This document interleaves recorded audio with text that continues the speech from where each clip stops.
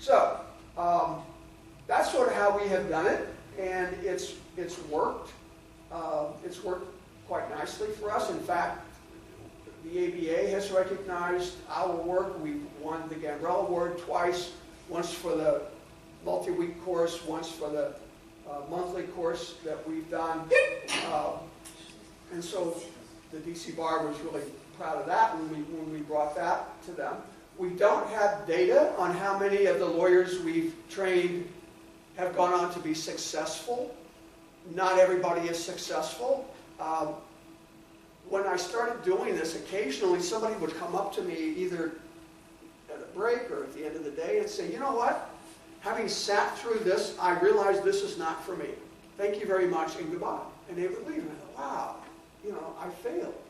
And then I thought about that and I thought, no, I didn't fail. That's good. That's good news that that person recognized that this is not, you know, for them. I mean, I think I must have done a good job laying it out there in terms of how, you know, real it is. So we don't have data. The nice thing, since we're all kind of compact in the District of Columbia here, is I get to see these lawyers that come through our training on a regular basis. And I keep up with them. I network with them, I go see them. I mean, the bar pays me to talk to lawyers. It's really kind of an interesting gig. And so I get out all the time and I talk to them, you know, what's working, what isn't working, and all that. So I've gotten a really good idea of, in fact, what does work to start and grow a firm in a metropolitan area like this. And so that's why I tell people, get as narrowly focused as you possibly can be. Don't practice in more than one practice area for sure. I mean, stick to family law, for example. But even in family law, you know, if you want to be more narrowly focused than just family law, then do that. But the more narrowly focused you are, the better you're going to be at what you do. You know, the more likely you're going to be considered an expert in your practice area, and the more effective your marketing is going to be. Because what lawyers really don't get is every prospective client has a different process they go through in terms of dealing with the problem that they're ultimately going to bring to a lawyer to solve. And the prospective client lives with that problem for a really long time before they ever think about bringing it to a lawyer. Most of the time they spend with that problem is hoping it'll go away, right? And doing a little research about it here or there, maybe talking to other people or going on Google or going to the library or whatever. It's way at the end of their process that they start thinking about, you know, this damn thing ain't going to go away, and get any better. You know, somebody else it's more complicated than I can deal with. Somebody else has got to, you know, solve this for me. And they finally figure out that that somebody else is a lawyer. Most lawyer marketing is pointed at the very final stage of that process. And so I tell lawyers, you know, you got to figure out how to market to your prospective client early in their process so that you get their attention, you know, early on. And so we spend a lot of time talking about that. And I like to think that some of the lawyers who have come through our program get this marketing concept and do pretty well. And the ones that I've kept in touch with and watched and so on, you know, it has proven itself. Others resent the fact that they even have to market because, you know, they believe that lie they tell us in law school that if you do really well in law school and you get out and you do great work, your phone's just going to ring. You know, the work will just come to you. You don't have to do anything. You'll just kind of glow and people will see your glow, you know. No, that was a big lie. And they just didn't know. I mean, they just really didn't know.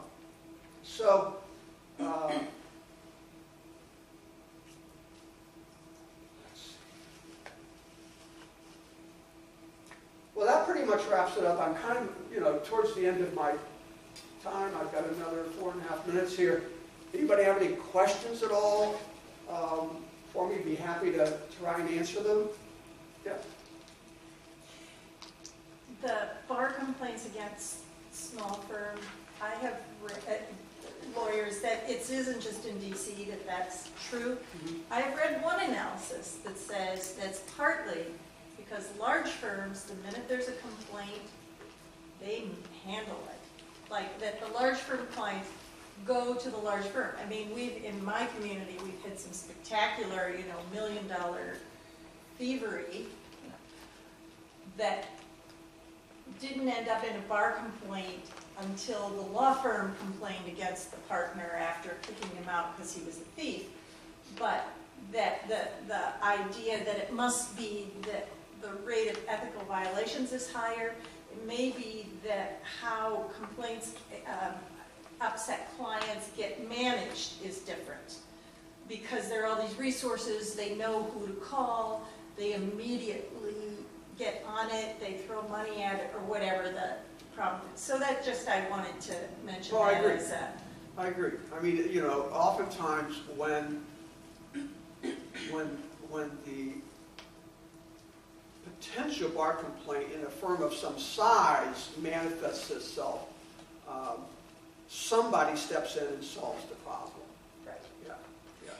And I think that the idea that small practitioners are less ethical, that's what I want to, having placed students in many different kinds of settings as an externship person, as well as a clinical person, as well as an ethic, the conversations that get reported to me that students are troubled about from big firms are of a different texture, but they're not, anyway, I'm just maybe got my blinders on about small firms. So, the one final thing I wanted to end with was Yolanda asked me, how would you go about providing training to 100, 500, 1,000 solo practitioners? I saw that question and I said to myself very carefully, I am a big believer in the person who does this, whoever it is, needs to have done it for a long time themselves. It can't be somebody that has had, sort of passed through a firm for a year or two. It's got to be somebody that's really had as many years as possible. When they told me that, I'm at the bar, I'm probably the oldest person there now, and a few years ago they said, you need an assistant, you need another lawyer to work with you, and I said, I do. And what they were telling me was we know you're not going to be here all that much longer. You're either going to retire or die. So we'd like to have somebody trained up by you, and to keep on going. I'm all right. So I didn't really need help, but they decided I did, and so we went looking.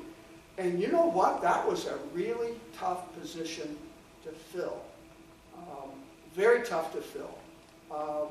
And the first attempt at it wasn't very successful, and we had to let that guy go. And what we found was that, I said the person has to have at least 10 years successful small firm practice. And if you're in your 10th year as a small firm lawyer and you're successful, the last place you want to go is a bar association to work, because you're probably going to have to take a pay cut. So it was a really tough position to fill. But I mean, if you're going to train surgeons, don't you want a surgeon that really is good at what they do? I mean, you do. And so, but you need somebody that's had, some success and a lot of experience at doing it, because it's kind of an unusual sort of a thing to do. Because when I started, I mean, I worked for a while before I went to law school, and then I went to law school at night and worked during the day. So I had a lot of practical experience when I started, and I went in with a college friend who had been up and going for a while. And even so, we still made a lot of stupid mistakes. We didn't really have a mentor, and I quickly realized that he, didn't know a lot about when I would ask them questions, what we needed to do. And so I needed to find mentors, and I found mentors. And I found lawyers in my community that I could, call up over the weekends. I got trial money. What do I do about this? And they would talk to me. But those were, it took a while to develop those kinds of relationships. And that was a small community. It was a college town of 100,000 people. It's tough to do that these days. I mean, the big demand we have at the DC Bar from our membership, if they don't have access to mentors, is I needed a mentor. Match me with a mentor. And you can't do that. I mean, it's not like,